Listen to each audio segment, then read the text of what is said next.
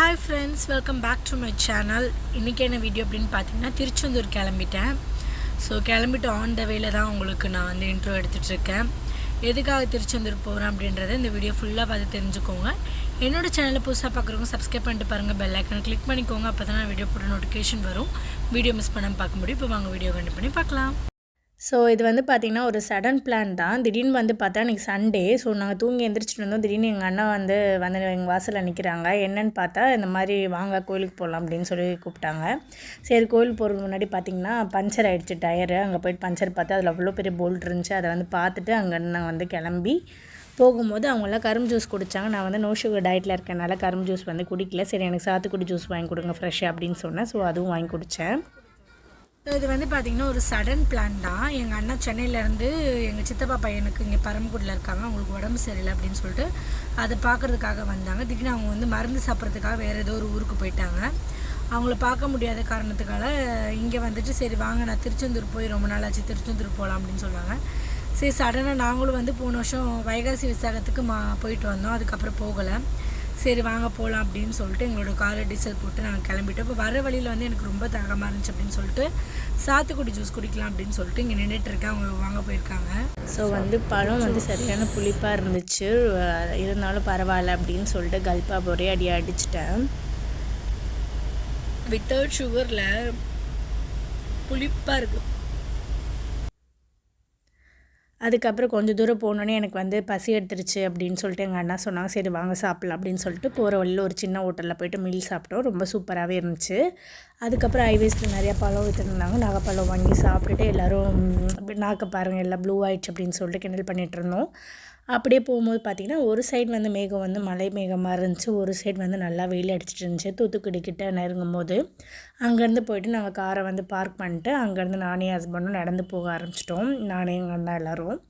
போன வருஷம் பார்த்திங்கன்னா வந்து கடுமையான விரதம் இருந்து வைகாசி விசாகத்தன்னைக்கு போனோம். கிட்டத்தட்ட ஒரு 7 மணி நேரத்துக்கிட்ட நின்று சாமியை பார்த்துட்டு வந்தோம்.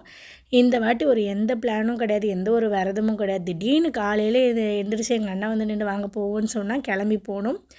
எந்த ஒரு தடங்களும் இல்லை, எதுவுமே இல்லை. நாங்கள் ஃப்ரீயாக போயிட்டு நாங்கள் போகும்போது தான் அவ்வளோ கூட்டம் இருந்துச்சு. கரெக்டாக நாங்கள் நாளிகண்ணில் குளிச்சுட்டு திருப்பி ரிட்டன் வரோம். ரொம்ப காலியாக இருந்துச்சு. நாளிகண்ணர் எல்லாமே கொஞ்சம் ஃப்ரீயாக தான் இருந்துச்சு. சரன்னு கூட்டம் வந்து போய்கிட்டே இருந்துச்சு. ரொம்ப நேரம் வெயிட் பண்ணுற மாதிரிலாம் அப்படி இல்லை. ஸோ கரெக்டாக குளிச்சுட்டு பூவெல்லாம் வாங்கி வச்சுட்டு அண்ணா வந்து வேட்டி இது துண்டெல்லாம் வாங்கிட்டு வந்தாங்க. வாங்கிட்டு கரெக்டாக வரும்போது யானைக்கிட்ட ஆசீர்வாதம் வாங்கிட்டு அங்கேருந்து நாங்கள் சரி கோயிலுக்குள்ளே போகலாம் அப்படின்னு போகும்போது கரெக்டாக முருகர் வந்து பல்லாக்கில் போயிட்டு இருந்தார்.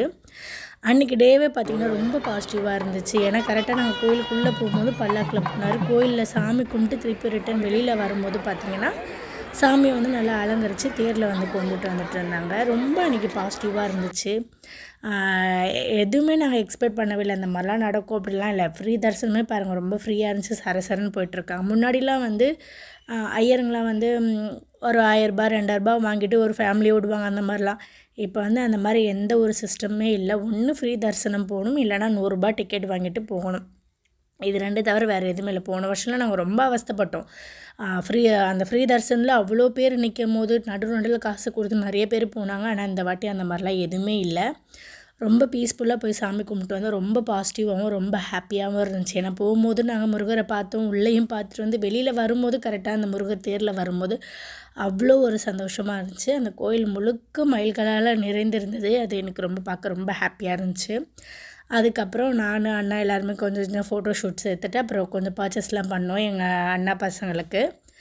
அதுக்கப்புறமேட்டு டிஃபன் சாப்பிட போயிட்டோம். எங்கள் அண்ணனுக்கு பூரி ஆர்டர் பண்ணாங்க, நான் 2 சப்பாத்தி ஆர்டர் பண்ணேன். அப்புறம் என் ஹஸ்பண்ட் வந்து கீ ரோஸ்ட் ஆர்டர் பண்ணாங்க. ஸோ அது எல்லாமே சாப்பிட்டுட்டு அங்கேருந்து கிளம்பி போயிட்டு அண்ணா வந்து கார்கிட்ட போய்ட்டு ட்ரெஸ் சேஞ்ச் பண்ணிவிட்டு, ஏன்னா அவங்க பஸ்ஸில் சென்னைக்கு போகணும் அப்படின்னு சொல்லிட்டு அவங்களுக்கு கொண்டு போய் திருச்செந்தூரில் வந்து பஸ் ஏற்றி விட்டுட்டு அங்கேருந்து நாங்கள் கிளம்பி வீட்டுக்கு வந்தோம். கரெக்டாக வீட்டுக்கு வரும்போது பார்த்திங்கன்னா 12 மணி ஆயிடுச்சு. ஸோ அதோடு அப்படியே தூங்கியாச்சு. ஸோ இதே மாதிரி இன்னொரு வீடியோவில் சந்திக்கிறேன். And bye from Pavithra.